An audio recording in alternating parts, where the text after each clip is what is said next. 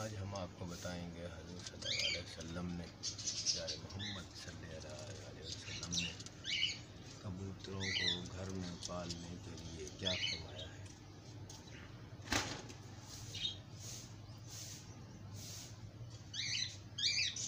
پیارے محمد صلی اللہ علیہ وسلم نے فرمایا ہے کہ کبوتروں کو گھر میں پالو۔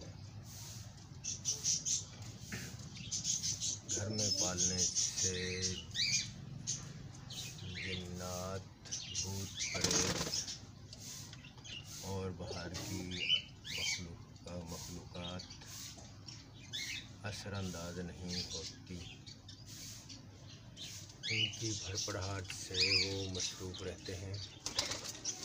جیسا کہ آپ دیکھ رہے ہو، یہ بھڑبڑاہٹ اور ہو کا ذکر کر رہے ہیں، تو اس وجہ سے ان کی بھڑبڑاہٹ میں مصروف رہتے ہیں۔ وہ آپ کے بچوں کی طرف نہیں آتے، آپ کے بچوں کی طرف نہیں آتے اور انہی کی بھڑبڑاہٹ میں اور ان کی آواز میں وہ مصروف رہتے ہیں۔ لہذا آپ سب بھائیوں سے گزارش ہے کہ اپنے گھروں میں کبوتر پالیں۔ کبوتر پالنے سے پیارے محمد صلی اللہ علیہ وسلم کی سنت پوری ہو جاتی ہے، اور جو آقا صلی اللہ علیہ وسلم نے فرمایا ہے کہ آپ کا گھر بھوت، جنات، باہر کے اثرات سے دور رہے گا اور آپ کے بچے محفوظ رہیں گے۔ انشاءاللہ امید کرتا ہوں کہ آپ گھروں میں کبوتر پالیں گے، اس طریقے سے کبوتر پالتے رہیں۔ انشاءاللہ اللہ العزیز پیارے مالک کے صدقے آپ کی گھر میں خیر و برکت عطا فرمائے، آمین۔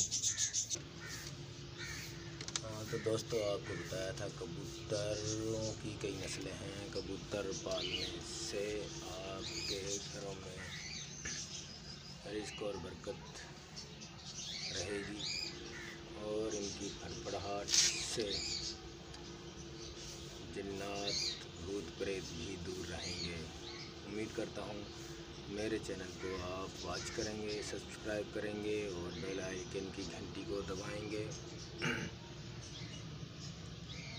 اور مزید اور ویڈیو بھی میں آپ کو دکھاتا رہوں گا انشاءاللہ۔ اللہ فضل کے کرم سے حضور صلی اللہ علیہ وسلم نے سفید مرغہ پالنے سے گھر میں کیوں بہتر فرمایا ہے، اور آئندہ ویڈیو سفید مرغے کی دکھائیں گے انشاءاللہ۔ اللہ حافظ۔ میرے چینل کو سبسکرائب کریں، لائک کریں، بیل آئیکن کی گھنٹی کو دبائیں۔ اوکے، اللہ حافظ۔